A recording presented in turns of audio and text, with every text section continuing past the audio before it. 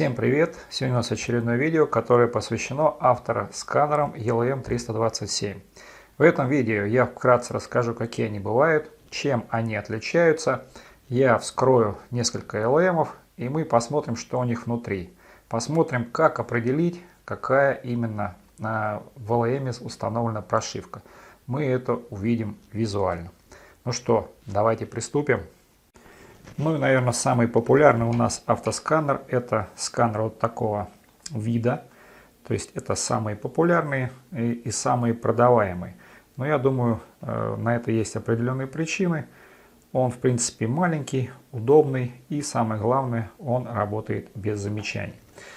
Другие два вида, они внешне похожи, но один у нас это Wi-Fi принимает, а это принимает Bluetooth.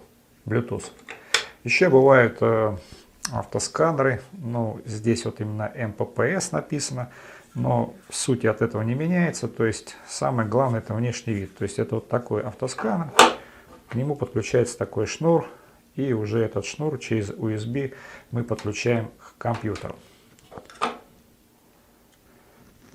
Еще один автосканер — это Xtol, фирмы Xtol AD10. В принципе, он маленький, удобный, но, наверное, самый его большой недостаток — это то, что к нему нужно только свое ПО. Это буквально там 1-2 программки и все. Остальные программы он не принимает, с ними он не работает. Я предварительно уже приоткрыл корпуса сканеров. И давайте теперь смотреть, что у нас здесь внутри. Такие вот сканеры бывают двух типов, то есть они бывают с одной платой и с двумя. В моем случае здесь именно две платы. Вверху находится у нас плата, это Bluetooth, и в самом низу на этой же плате, если присмотреться внимательно, мы увидим, тут стоит вот она микросхема. Это самая большая микросхема. Название этой микросхемы PIC18F25K80. На этой микросхеме устанавливается прошивка 1.5.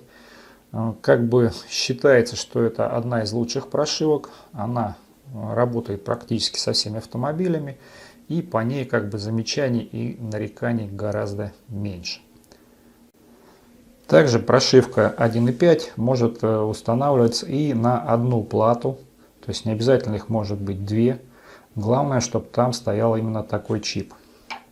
Напоминаю, что чип он самый большой, он похож именно на реальную микросхему, и название на нем должно быть PIC18F25K80.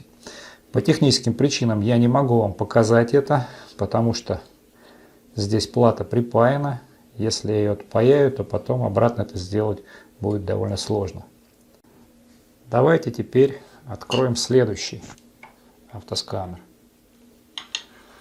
Здесь одна плата.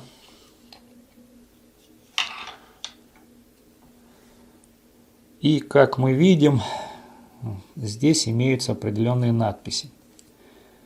Даже, как говорится, и смотреть не надо, просто надо прочитать. Вот мы видим V11. Хорошо видно написано. И вот здесь еще написано.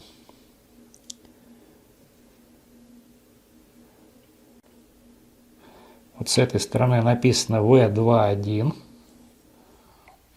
Вот здесь. С этой стороны написано версия 1.2.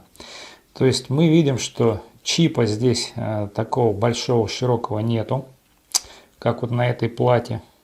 Здесь такой вот как бы лепка такая, ляпиш. На нем ничего не написано. Обычно вот с таким ляпишем и идут версии прошивки 2.1.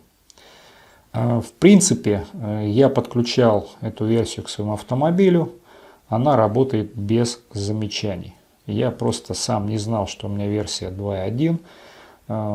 Включил, она заработала. Сейчас открыл, посмотрел и был сам удивлен этому. Давайте теперь откроем следующую. Это у нас Bluetooth. То есть мы видим, что